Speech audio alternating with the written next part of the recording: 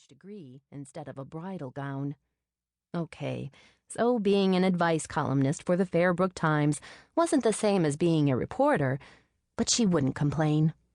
She'd taken the only position available that allowed her to utilize her writing skills and to show the editor what she could do if he'd just give her a chance.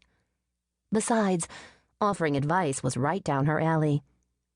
At one time, she was the one all of her friends came to when they had a problem, and her suggestions had usually been spot on. In the yard below, Caitlin, who was cuddling the neighbor's dog, glanced up. When she spotted her mommy standing at the window, she smiled and waved.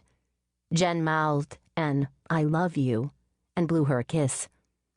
Then she returned to her desk and got back to work. So what should she tell Tired of being lonely? Dear Tired, there are many reasons people move back home or remain living with their parents in the adult years. Some of those reasons might even be admirable and no cause for worry. But that's not always the case, so your friends have a valid concern. As you should do in any relationship, keep your eyes open and don't rush into anything. However, something else struck me while reading your letter. I hope you're not settling just because you're lonely. 10 years from now, you might find yourself in an even lonelier place if you hook up with the wrong man because it seems like the right thing to do at the time. Jenn leaned back in her chair and read over the opening of her response, knowing it would need to be rounded out after she gave it some more thought. She answered each letter as though it would be one of the few that she used in the column, and so far, her efforts had met with success. A knock sounded, drawing her from her work. "Honey?" Her mom opened the door and peered into the small living area that doubled as a home office. "I hate to bother you, but I need to run to the market, and thought I'd take Caitlin with me." "That's all right." Jenn spun her desk chair toward the doorway. "While you're gone, I'll head over to the newspaper and pick up my mail."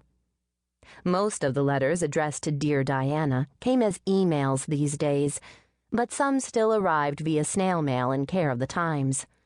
Her mom, who'd lost about 15 pounds in the last few months, wore an oversized pink t-shirt that hid the extra weight and the tummy paunch that still remained. "Is there anything special you want me to pick up for dinner? Spaghetti might be nice. We haven't had it in a while, and I know it's always been one of your favorite meals." After reading Tired's email, Jenn felt a bit uneasy about the way her mom prepared most of the meals and went out of her way to make something Jenn liked. But 2 months after Jenn had moved back home, her parents had revealed their own plans for divorce, announcing that they'd been pondering a step like that for years. And since her mom had spent her entire life as a homemaker, it seemed to help her adjust by having someone at home to fuss over. "Spaghetti sounds great," Jenn said. "Oh, by the way, Jessica Rawlings called earlier. She wanted to remind you that the reunion committee has another meeting tonight. She hopes you can make it to that one. I'll talk to her when I get back." And Jenn would tell her the same thing she'd been telling her for months. She was too busy to get involved in anything right now.